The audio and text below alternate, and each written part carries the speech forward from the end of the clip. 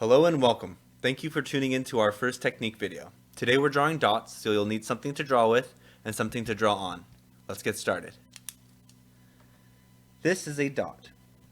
A dot is something in nothing, and the nothing is as much the dot as the dot is itself. The nothing gives potential, space, place for the dot to exist, and the dot gives distinction to the nothing of the paper. Because now, as we see, this dot is on this paper, but not on this one. So this paper becomes distinct as compared to the other planes of nothing. This leads into the four other categories within the main concept of the dot. The first one being position. Position has three subcategories, the first one being non-aligned, the second one being radial, and the third one being symmetrical.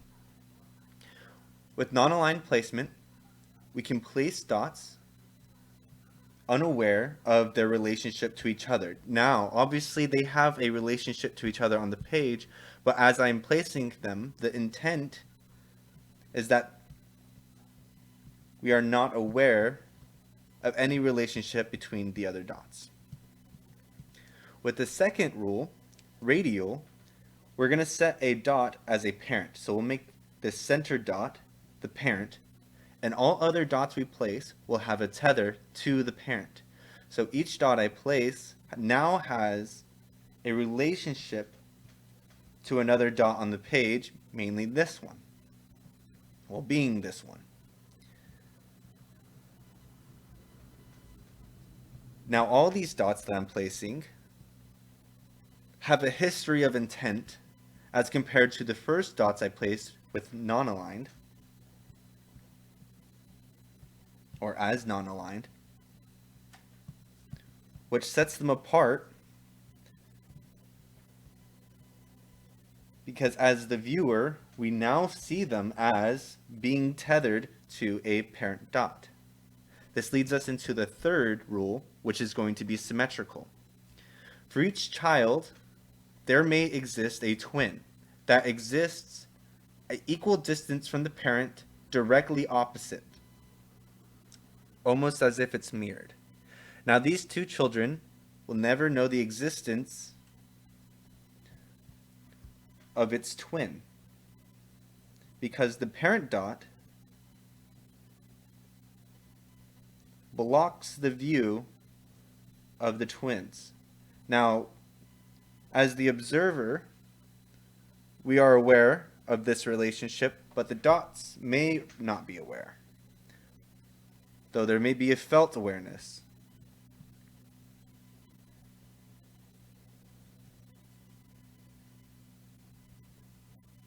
So those are the three subcategories within position.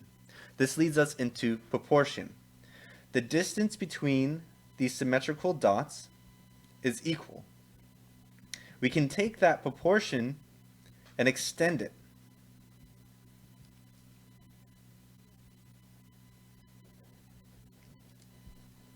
On both sides, effectively adding to that proportion and creating new symmetrical dots across this parent. Now we can take these proportions and we can divide them. We can divide them in half, or we can divide them within thirds.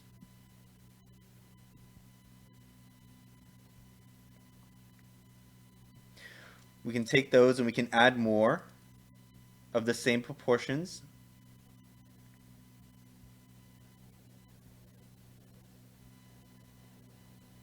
And we can multiply.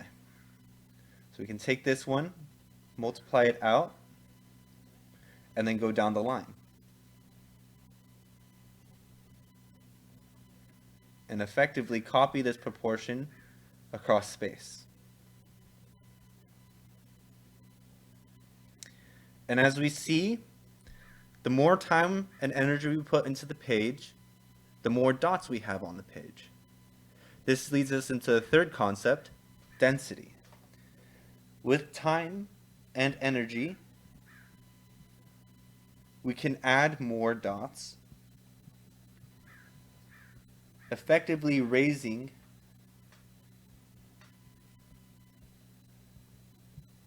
the amount, and the mass of dots.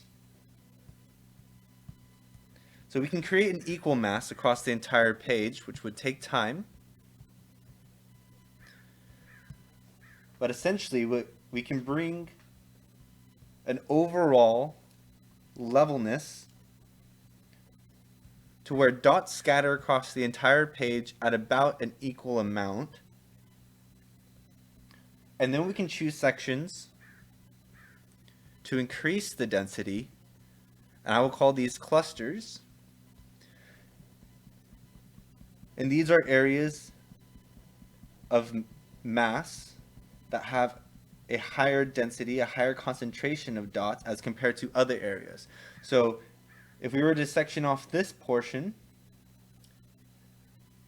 the density would be 0, as compared to over in this portion, it would be around 20.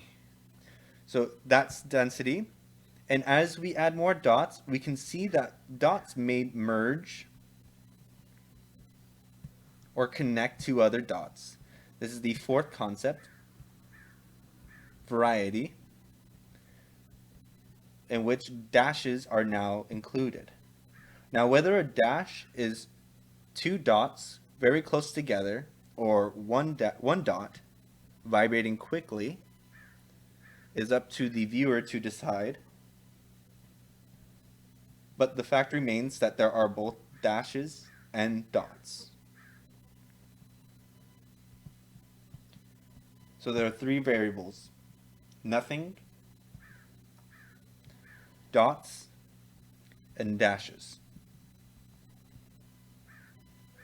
So a quick review. We have position, which is a dot's placement in relation to other dots, and it can either be placed with no intention of the other dots. It can be placed as a child connected to a parent, creating a tether between the two, or it can be placed symmetrically, in which it then has a twin that is equal distance to the parent and directly opposite, a mirroring. This distance, being the same on both sides, is a proportion that we can then take and extend out in other directions, or divide in half or by thirds, or by any other fraction.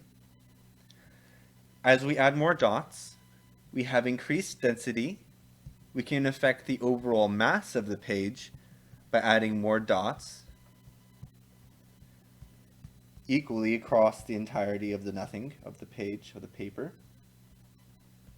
Or we can increase the density in a small area, creating a cluster and effectively increasing density there as well. And as we add more dots, dots may bump into each other, dots may connect, dots may blur and create dashes.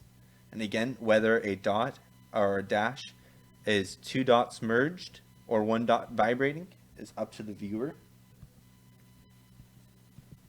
And that is effectively the three subconcepts, the four rules of the first concept, dot.